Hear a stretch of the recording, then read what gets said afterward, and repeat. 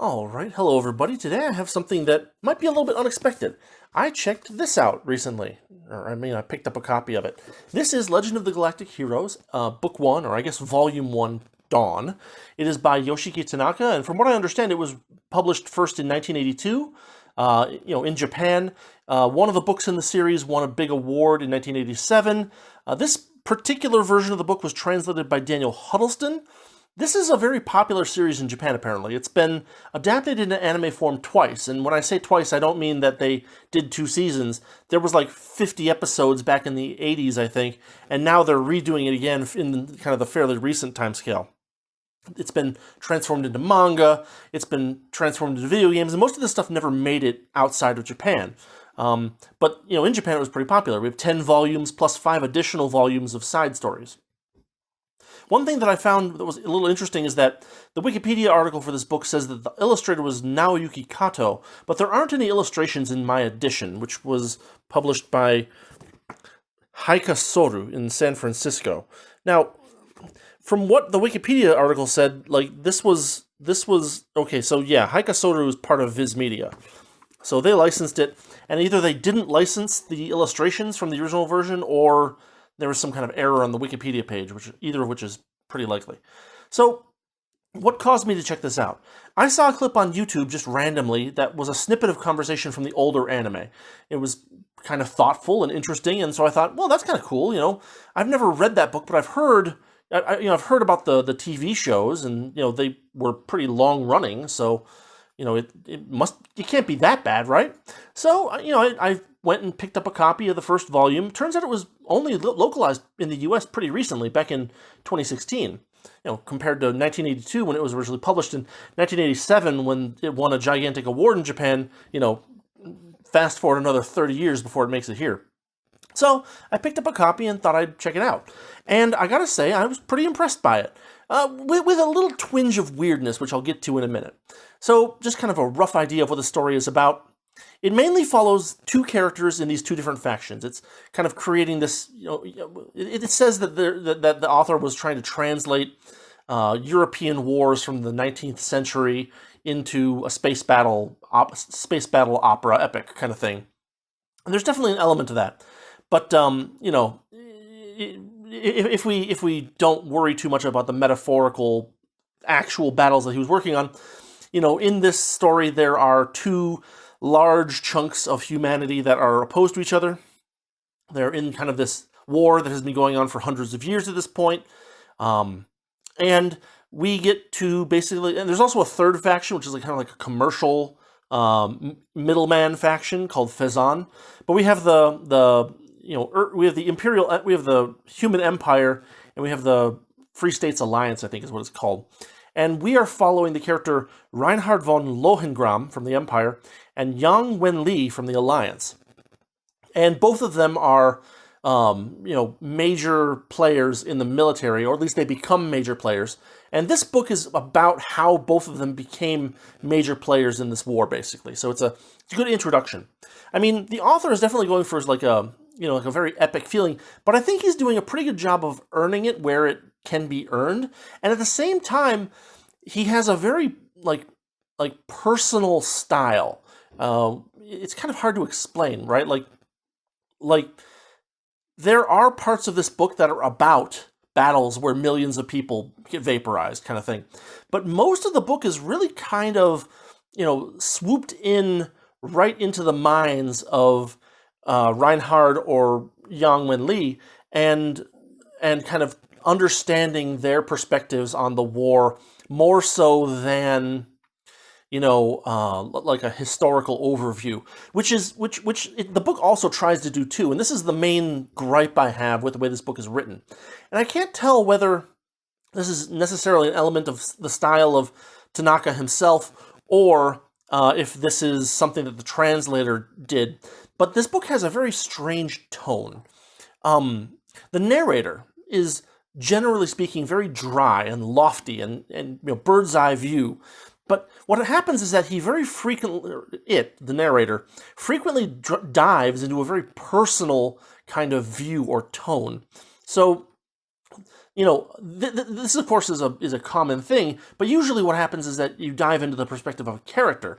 But in this case, the narrator also sometimes kind of has a little aside of his own making, where he's not diving into the perspective of a character so much as he is like giving like the author's perspective or just a generic non-disembodied narrator's perspective, which is a little weird. And it can be jarring when the scope goes, galaxy-wide single person. You kind of get a little bit of whiplash here and there. I have some examples. So over on page 56, this is diving into the perspective of a character, right? What in blazes is this? Has their commander even studied tactics? Who would fight a battle like this? Foolish words came streaming from the vice admiral's mouth. He stood up from his command seat and wiped sweat from his brow with the back of his hand. A steady temperature of 16.5 degrees was maintained throughout the ship. He shouldn't have been breaking out in a sweat. Commander, what do we do? The voice of the staff officer calling him was shrill and lacking proper reserve. The tone grated on the vice admiral's nerves. So this is diving really closely into like the character's perceptions and feelings. Right after we've just been talking about something on like a multi-planetary scale. But this narrator being thing, I have an example of that too, right? Like, the wounded were also being treated. It had been widely known since the late 1900s on the AD calendar that electrons could stimulate the body's cells, increasing their natural healing abilities by leaps. Add to that the development of cyborg technology, and an age had arrived in which 90% of wounded soldiers who managed to see a military doctor could be saved, though of course it was possible to be driven to a state wherein death would be better. And that last sentence there is not the perspective of any character in the book or in the story. It's the perspective of this disembodied narrator creature, which is a little bit of a weird technique. It does get jarring to constantly be switching levels, basically. So, of course, in trying to be epic, this book is full of philosophical tidbits. I have one of them here, but yeah. At some point, there's a character talking to another character, and he says, nothing was more dangerous than ossified wisdom, talking about how they can use the routine nature of things that certain groups have fallen to take advantage of that to maybe find a way to win a victory, right? The descriptions in the book are very strongly metaphorical. I have another. I tried to get little quotes for all of these. The Bremen-class light cruiser was approaching the fortress with all the unsteadiness of a drunkard.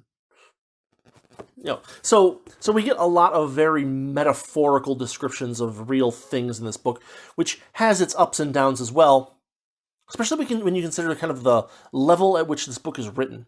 It's weird because this book has a very lofty, dry tone, while also maintaining a relatively simple vocabulary. So what happens a couple of times throughout the book is that there will be some word, and that word will then be defined inside the book as if, we don't know what that word means. And one of them is heterochromia, right? Having two eyes of different colors. So there's like this whole paragraph that's like, describing this character, and it's like, oh, by the way, he had blah, blah, blah eyes, and one eye was this, and one eye was that, and blah, blah, blah, blah, blah, blah, blah, blah, blah. And this is called heterochromia. It's like, it's a very weird way to do things, and it almost feels like it's aimed at like a younger audience, but a younger audience that has a thesaurus, right? It's kind of a weird. It's kind of got this weird kind of wordy, flowery nature, which can be a little bit frustrating to read at times, especially when. And I don't know if this is an issue with the translator, Daniel Huddleston, by the way. I don't know if this is an issue with the translator or an issue with the original, but like metaphorical descriptions of things. I don't know. I've seen this in Japanese media, in like pure Japanese, where like the descriptions of things are metaphorical, but they're also fairly basic. Like there's not a huge vocabulary behind them, and so you end up with things being called like rays of death, right? And it's like, well, that's a very basic, but then at the same time, you have like every once in a while there's a passage where he went and found a special word for calling something blue, right? And it's just like, oh, I picked the rarest version of the word blue that I could find. It's a little weird at times, and I think that's worth at least mentioning, because I did find it a little bit jarring as I was reading through the book. But getting back to kind of the overview, we're focusing on these two main characters, Reinhard and Young, and of course, with both of them, there are a fairly large number of named characters, but it doesn't kind of like spiral off into a million side stories, honestly. It does a good job of maintaining a focus on these two characters and the people who are directly around them. And occasionally we'll get descriptions of a bunch of other people, like admirals of different fleets or whatever, but typically you get the description and then they recede to the background very quickly. The author does not get tied up too much in drama outside of these characters, areas. There is a very strong focus. It's a military story, so it has a very strong focus on tactics and strategy. In fact, the main push of the main push of each battle in the story is that someone has a tactical idea that nobody else ever thought of, kind of thing, and not necessarily even nobody ever thought of, but like someone had gotten into a rut tactically, and then someone else takes advantage of that, and so on. But the interesting thing about this book is that instead, not just tactics and strategy, but when they're talking about tactics and strategy, the thing that they focus on a lot is logistics, the ability to get supply lines to a new area, or to maintain supply lines, or cut off supply lines, or to remove two things from communication with each other, things like that.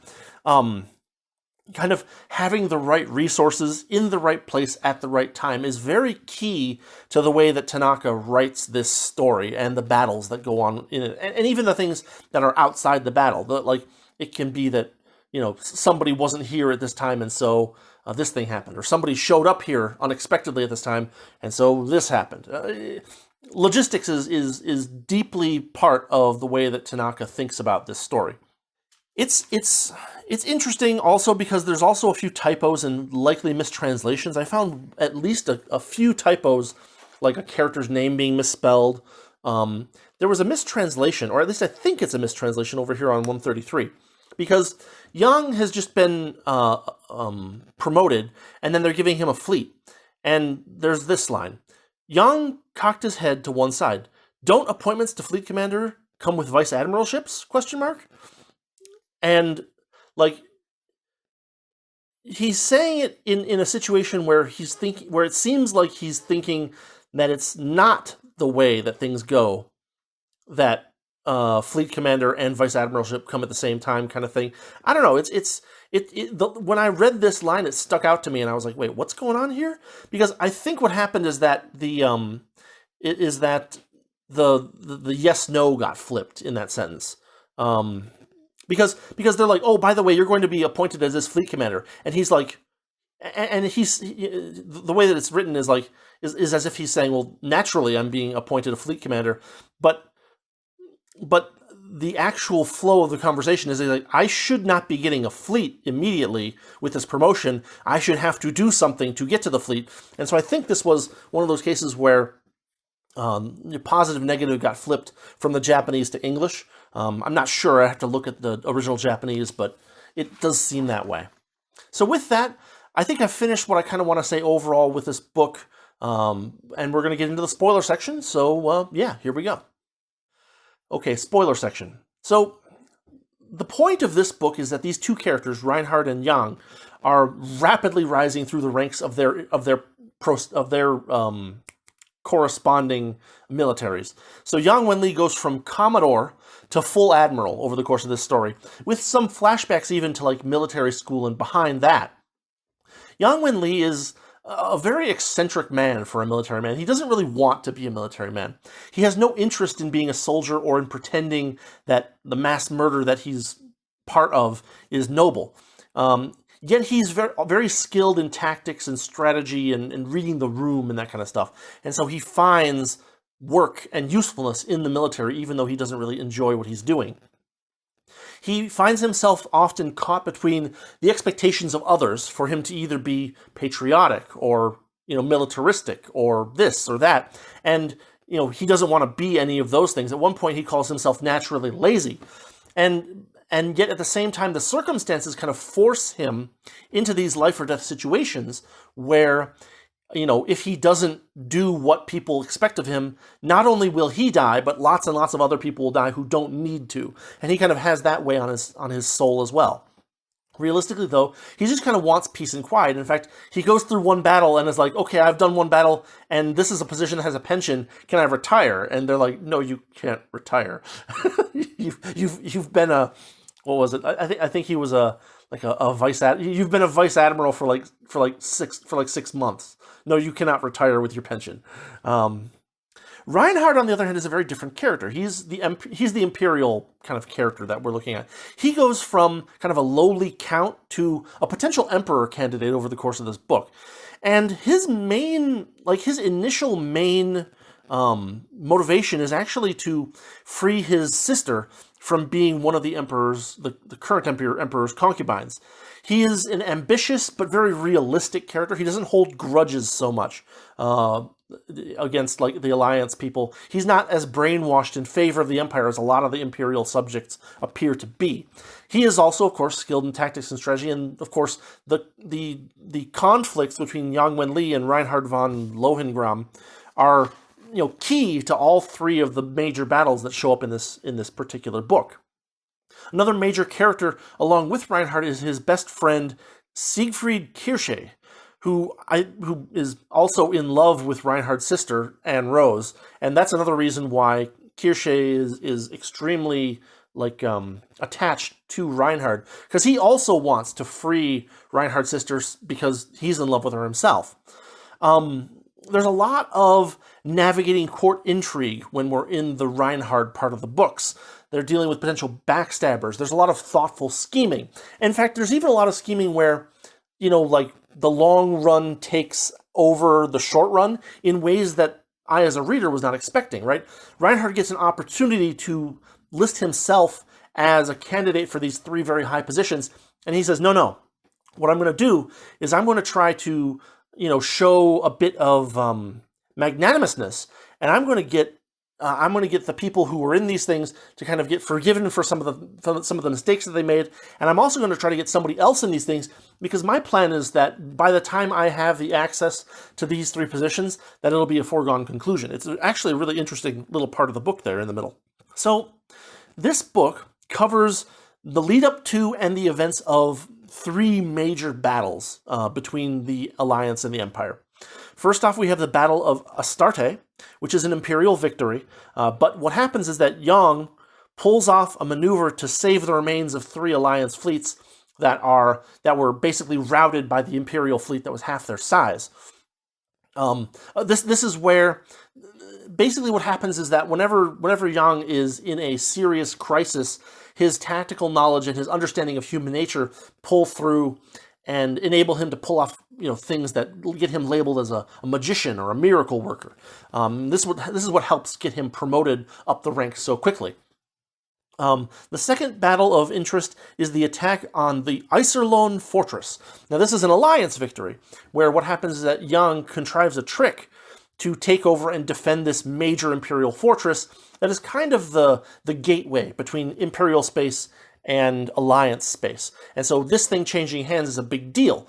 And Yang does it because he believes that by doing this, he will be able to push for peace, for some kind of peace, negotiation between the two groups. And in fact, things go exactly the opposite way, which leads further on to this Alliance expeditionary force and the Battle of Amritsar, which is another Alliance defeat.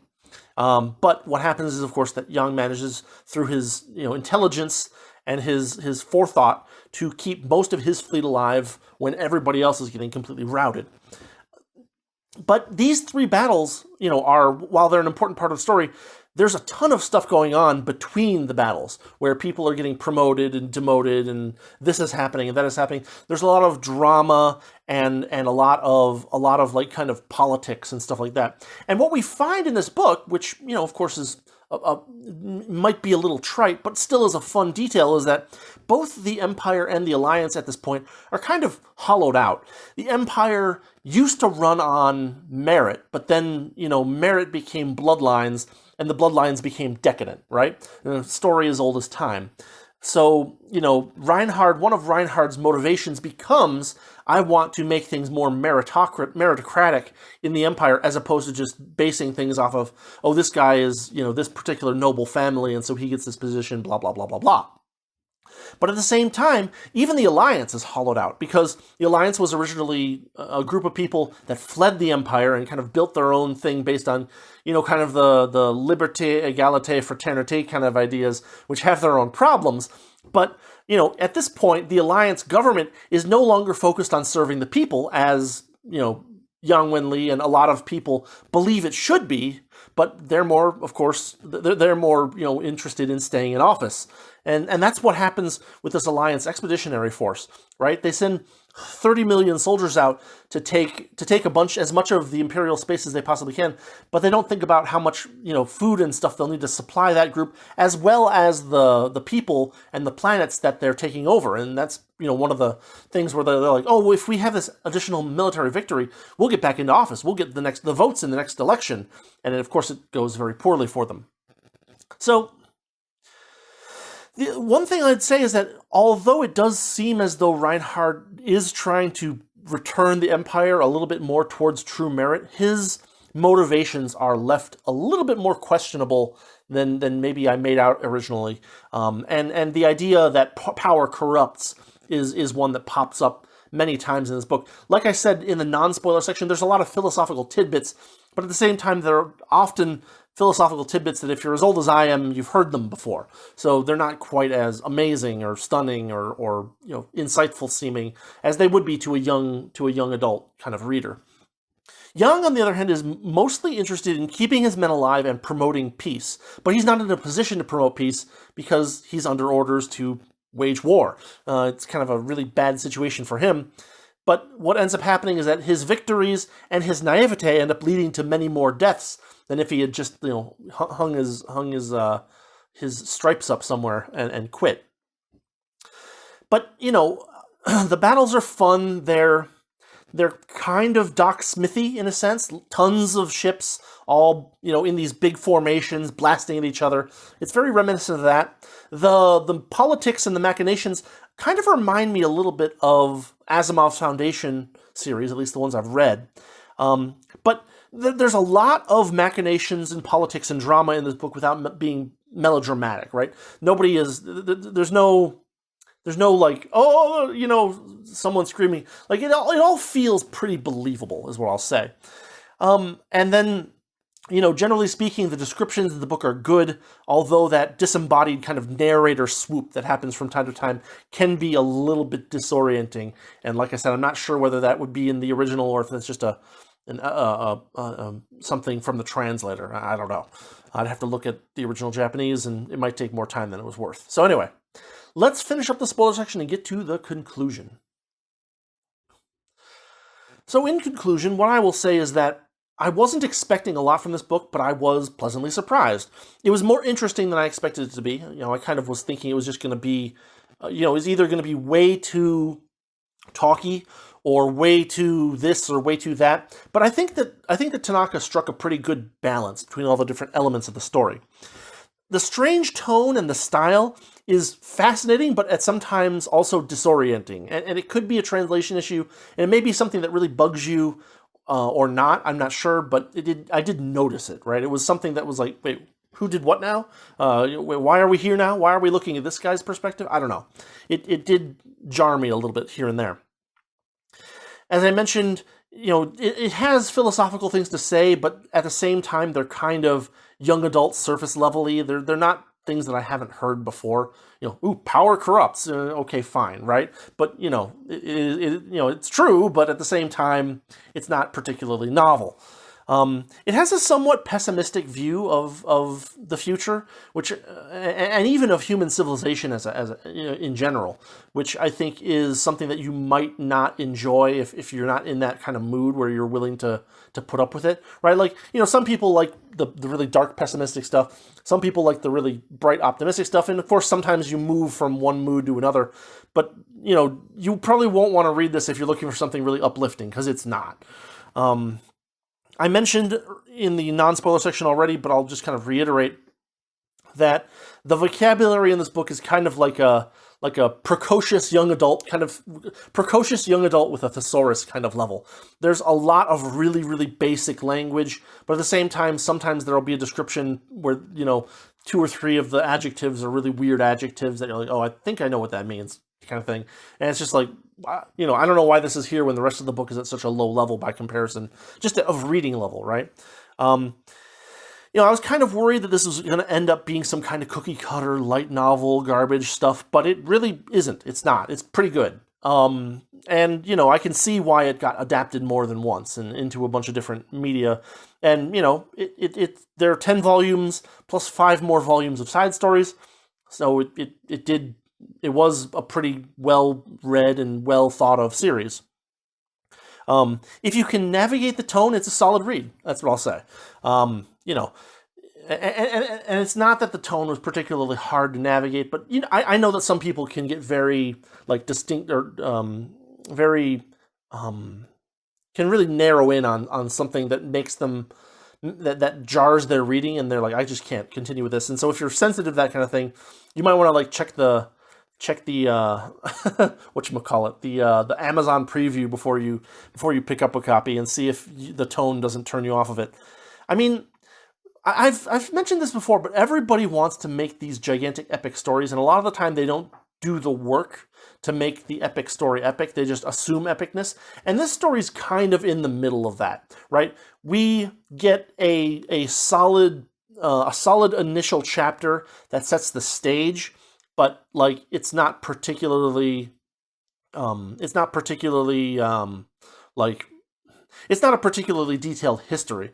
But at the same time, the book spends enough time delving into the details of who's moving where and what's happening here and what's the political situation over here and what are these people doing.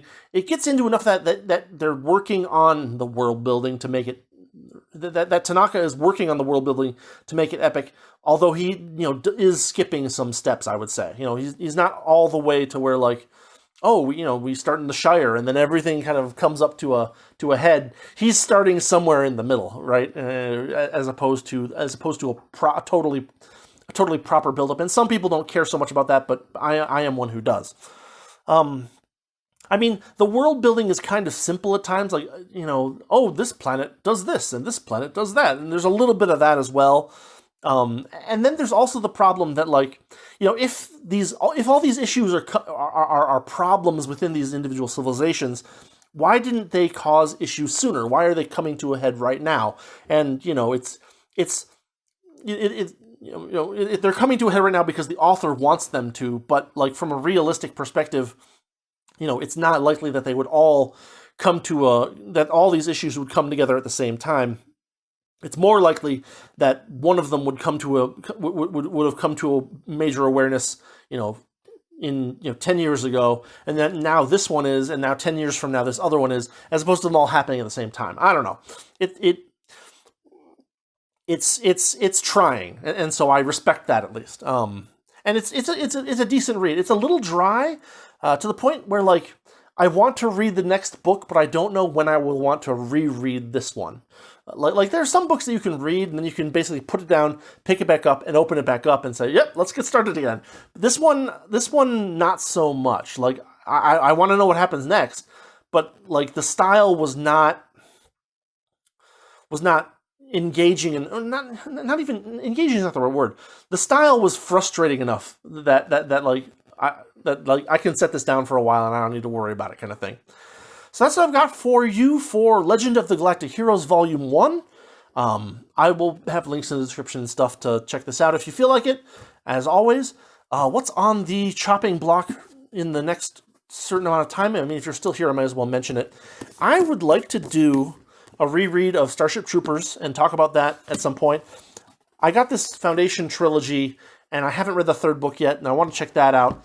I want to do the second book in the Aliens Omnibus, and I just recently picked this up, and so on the pulp side, I might do some talk about some of the Cull stories. That's kind of what I'm working towards, so hopefully that is something that you guys will enjoy. But have an excellent week, And thanks for watching. Thanks for listening. And yeah, see you next time. Have a good one.